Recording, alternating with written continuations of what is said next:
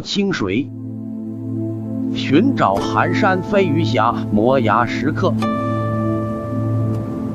苏州西部有一道龙脊式的山峦，寒山的山谷中有一座突出地面的花岗石小丘，四周荒草萋萋。但数百年前，这里是一片十分迷人的景象，发源于四周山岗上的泉水在此汇成潺潺的溪流，在小丘四周环绕，并形成漫若飞雪的瀑布。虽然现在溪流已经消失，但人们仍能通过古人留下的摩崖石刻千尺雪、蜿蜒壑、飞鱼峡来想象这幅美景。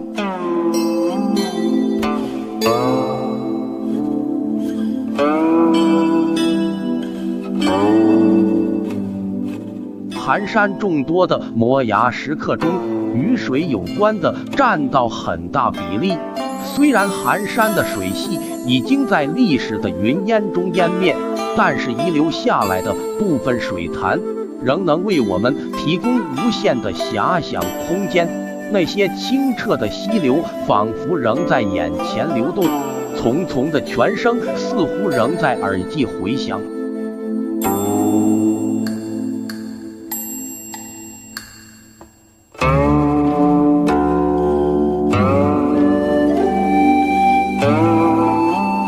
寒山岭位于著名风景区天平山后山，涧水萦回，山径盘旋。明万历28年，高士赵一光在此买山葬父，守孝终生，并叠石造园，书泉堆山，筑成寒山别墅、千尺雪、飞鱼峡等令人神往的幽绝佳境。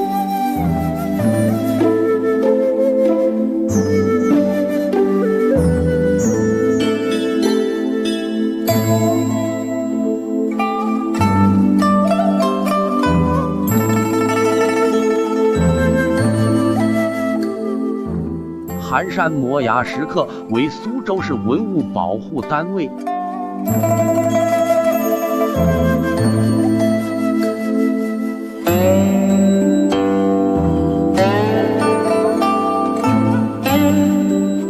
寒山岭的摩崖石刻遍布山岭，可惜由于近百年来寒山别墅的颓败，这些石刻大多淹没于荆棘丛中，少有人见。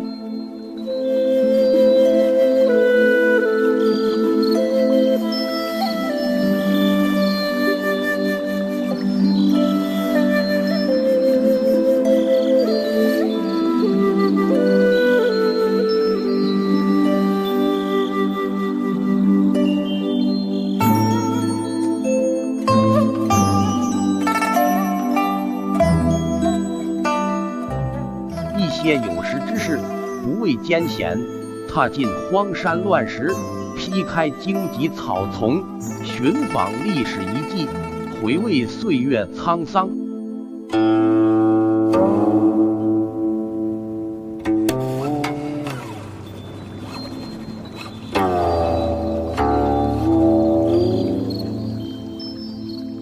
清代乾隆皇帝六下江南，每次必到寒山。石刻大体分为两类，一为赵一光自题，二为乾隆御题。摩崖石刻飞鱼峡就是赵一光所题，乾隆十分欣赏此景，御笔题诗。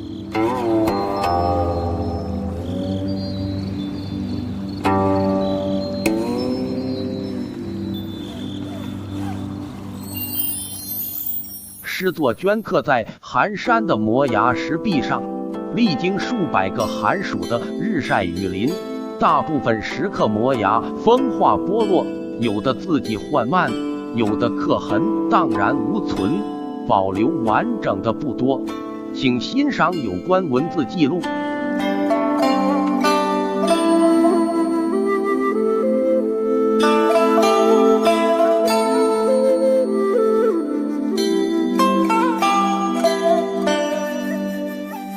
乾隆22年第二次南巡，丁丑2月游飞鱼峡时题，朗山水甲界，浪水已怡然。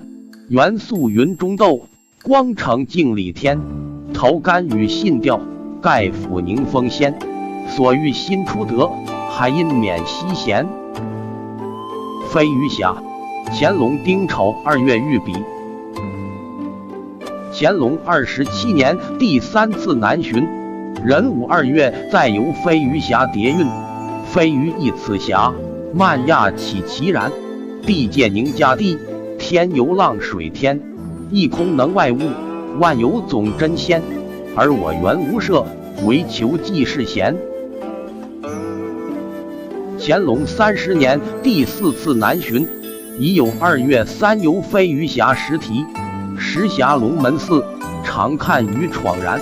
西园入潭水，飞即上云天。或现之名士，一夕登极仙。流题一何熟，欲问隐居闲。乾隆45年第5次南巡，庚子2月4游飞鱼峡时题。西鱼异于海，那有赤飞然。亚此湖明峡，岂其岁奋天。射如烧尾玉，一远瀑涌仙。触景聊城涌，犹残40弦。